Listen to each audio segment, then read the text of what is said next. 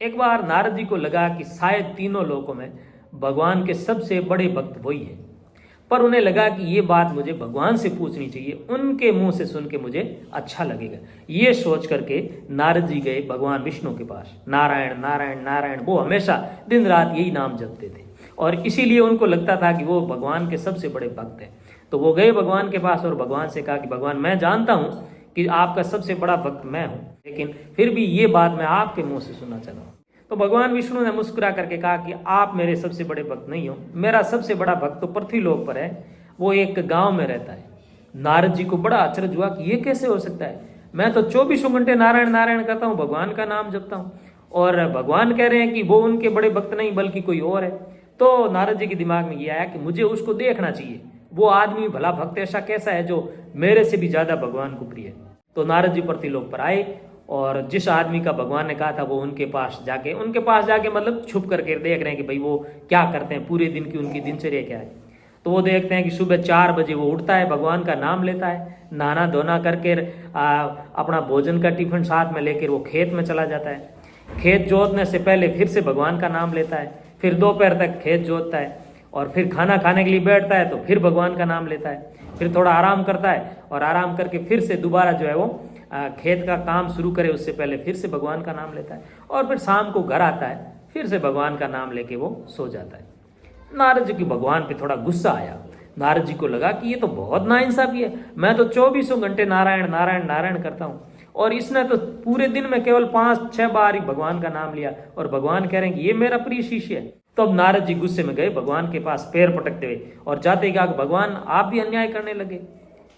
वो आदमी तो केवल आपका 5 बार नाम ले पाया पूरे दिन में और मैं तो 24 घंटे आपका सोते जागते हमेशा नारायण नारायण करता हूँ, आपका ही नाम भजता हूँ और आप कह रहे हो कि वो आदमी आपका प्रिय भक्त है, जबकि वो तो केवल 5 बार नाम ले पाया दिन में। भगवान ने नारद जी को कहा कि ठीक है आप शांत हो जाइए, ये बात हम बाद में करेंगे, पर मेरे लिए पहले एक काम आन पड़ा है, वो काम आप कर दो। तो नारद जी ने कहा क्या काम करना है। तो भगवान ने क्या किया, एक दीपक लिया दिया और दीपक को पूरी तरह से तेल से भर दिया और नारद जी को दिया कि ये दीपक अपने हाथ में रखो और धरती का एक चक्कर लगा के आओ। शर्त ये है कि दीपक से तेल की एक भी बूंद नीचे नहीं पड़नी चाहिए। नारद जी को लगा कि ये तो काम काफी कठिन है, पर फिर भी भगवान का दिया हुआ काम है, करना तो पड़ेगा। तो नारद जी ने वो दीपक लिया और धरती का चक्कर बड़ी सावधानी से वो लगा रहे हैं, पूरी तरह से उनका ध्यान दीपक की तरफ है और वो आराम से चल रहे हैं। ऐसे सावधानी से चलते चलते उन्होंने पूरी धरती का चक्कर पूरा किया और वापस भगवान के पास ले जाके वो दीपक दिया कि लो भगवान, मैंने आपका ये काम कर दिया, बड़ी सावधानी से मैंने काम किया है और तेल की एक भी बूंद नीचे नहीं गिरने दी। भगवान बड़े खुश हुए कि आपने बहुत अच्छे तरीके से जो काम दिया हुआ था वो कर दिया। अब नारद जी कह रहे हैं ठीक है आपका काम मैंने कर दिया, अब बताओ आप उसको कैसे बड़ा भक्त मान रहे हो, मेरे को तो मान ही नहीं रहे हो, मैं तो 24 घंटे आपका नाम लेता हूं।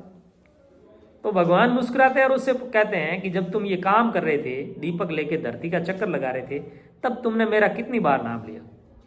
तो नारद जी थोड़े असहज हुए और कहा कि भगवान वो तो आपने मेरे को काम दे दिया था, इसलिए मेरा पूरा ध्यान उस काम को पूरा करने में था, मैं तो आपको याद ही नहीं कर पाया। तब भगवान नारद जी को समझाते हैं कि इसी तरह से जब तुम काम कर रहे थे तो तुम मेरे को पूरी तरह से भूल गए थे, लेकिन वो किसान जो खेती करता है अपना दिया मेरा दिया हुआ काम, उसको भी ये काम मिला हुआ है, वो किसान रात दिन अपना काम कर रहा है, लेकिन उसके बावजूद भी वो मुझे याद कर रहा है, तो वो बड़ा है। तो नारद जी की ये बात समझ में आ गई कि भाई 24 घंटे बिना कुछ काम किए नारायण नारायण भजना अच्छी बात है, भगवान का नाम तो लेना ही चाहिए, लेकिन सब काम धाम छोड़ करके इस बहाने से कि भाई मैं तो भगवान के भक्ति में लगा हुआ हूँ और वो गृहस्थ आश्रम से अलग चला जाता है, ये कतई सही नहीं।